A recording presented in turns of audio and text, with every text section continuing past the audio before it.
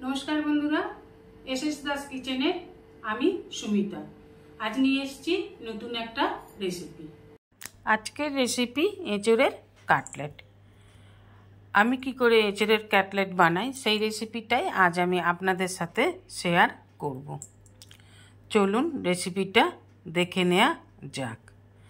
আমরা অনেক রকম ভাবেই এঁচড় খাই, কিন্তু এঁচড়ের কাটলেট বানিয়ে খেলে আরও বেশি টেস্টি লাগে। 250 গ্রামের মতন এঁচড় আমি একটু বড় বড় টুকরো করে কেটে নিয়েছি। এখানে একটা কিচেন টিপস আছে, যে কড়াইতে করে বা যে পাত্র করে আমরা এঁচড় সিদ্ধ করি, এঁচড়ের আটাটা সেই পাত্রের গায়ে লেগে যায় এবং সেটাকে আমাদের পরিষ্কার করতে বা তুলতে খুব প্রবলেম হয়। তাই এঁচড় সিদ্ধ বসানোর আগে যদি কড়াইতে এইভাবে একটু তেল মাখিয়ে নেওয়া যায় তাহলে সেই প্রবলেমটা আমাদের হয় না ও খুব সহজেই আমরা কড়াইটাকে বা পাত্রটাকে পরিষ্কার করে নিতে পারি। এবার এঁচড়টা জল দিয়ে সিদ্ধ বসিয়ে দিলাম, দিয়ে দিলাম 1 টিস্পুন লবণ, 1 টিস্পুন হলুদ গুঁড়ো দিয়ে 10 মিনিটের মতন সিদ্ধ করে নেব। 10 মিনিট ঢাকা দিয়ে ফুটিয়ে নেব। 10 মিনিট পর নামিয়ে নিয়ে চলে এসেছি।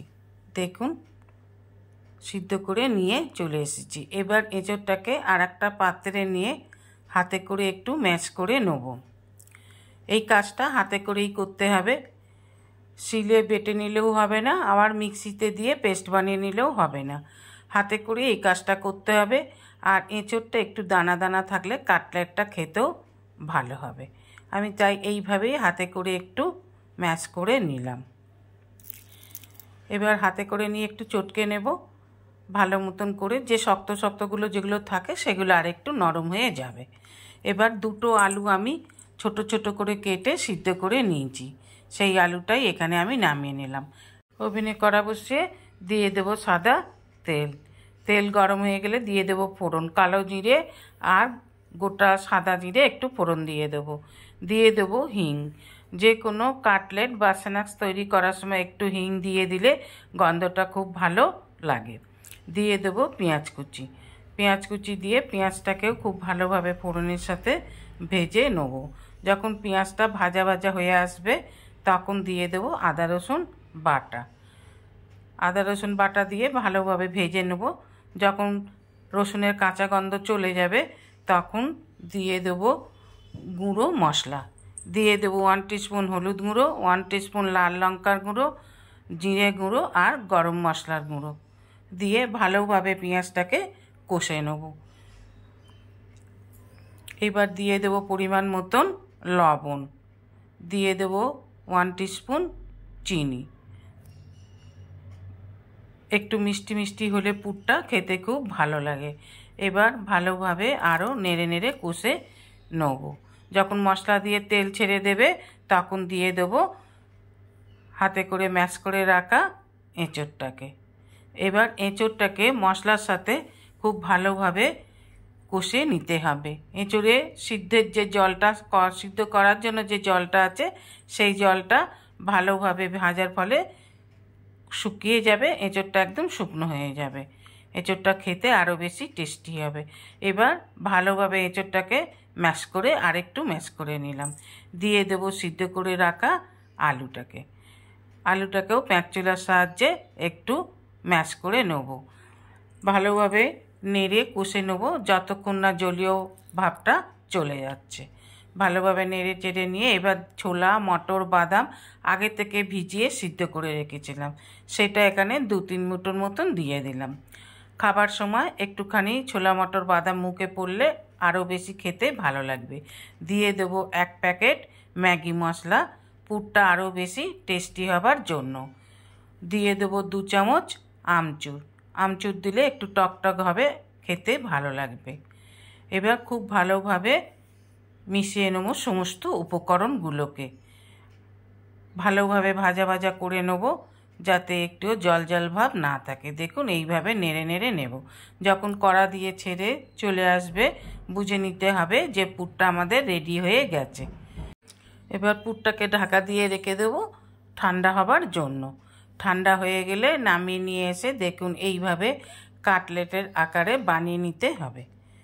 একটুখানি নিয়ে প্রথমে একটু গোলাপাকে নিয়ে তারপর হাতে করে লম্বা করে নিলেই হয়ে যাবে কাটলেটের মতন। এইভাবে কাটলেটের মতন বানিয়ে নেব। এইভাবেই সবগুলোকে আমি বানিয়ে নেব। আমি এখানে লম্বা করেছি, আপনারা ইচ্ছা করলে গোল গোল করেও নিতে পারেন, আপনাদের ইচ্ছা।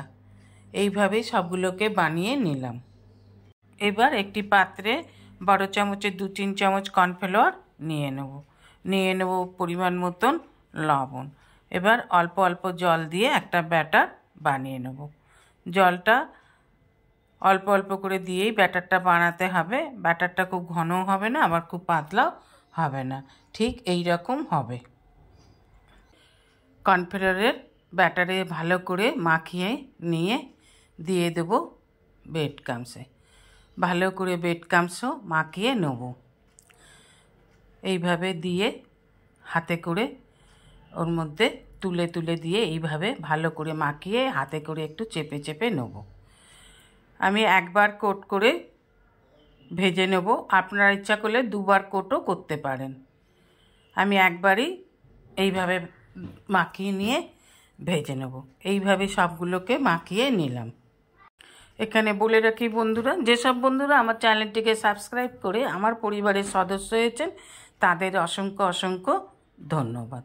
যারা এখনও আমার চ্যানেলটিকে সাবস্ক্রাইব করে আমার পরিবারের সদস্য হননি তাদের কাছে অনুরোধ রইল আমার চ্যানেলটিকে সাবস্ক্রাইব করে আমার পরিবারের সদস্য হবার জন্য। পাশে থাকা বেল আইকনটিতে ক্লিক করে দেবেন নিউ ভিডিওর আপডেট যাতে সবার আগে আপনার কাছেই পৌঁছে যায়। তেলটা গরম হয়ে গেলে এবার এইভাবে এক একটা করে বানিয়ে রাখা কাটলেটগুলোকে সব দিয়ে দিতে হবে। এইভাবে একদিক হয়ে গেলে আর একদিক আস্তে উল্টে ধীরে সুস্থে ভেজে নেবেন। দেখুন একদিক লাল হয়ে গেছে, উল্টে দিলাম, আর একদিক লাল হলেই নেড়ে চেড়ে নামিয়ে নেব। যখন ডিপ লাল হয়ে যাবে তখন তুলে নিলেই তৈরি এঁচোড়ের কাটলেট। এইভাবে সমস্ত কাটলেটগুলোকেই আমি ভেজে নেব। এবার টমেটো সস বা আম কাসুন্দি দিয়ে পরিবেশন করুন। টমেটো সস বা আম কাসুন্দি দিয়ে খেতে এঁচোড়ের কাটলেট খুব ভালো লাগে। আশা করি রেসিপিটা আপনাদের ভালো লেগেছে। আপনার অমূল্য সময় দিয়ে ভিডিওটি দেখার জন্য আপনাকে অসংখ্য অসংখ্য ধন্যবাদ। আপনাদের একটা আমি ভেঙে দেখিয়ে দিচ্ছি। দেখুন কত বড় হয়েছে, ভাজার সময় আরও ফুলে গেছে। দেখুন ভেতরে একটু কাঁচা তো নেই, কেন পুরটা তো খুব ভালোভাবেই আমি বানিয়ে নিয়েছিলাম।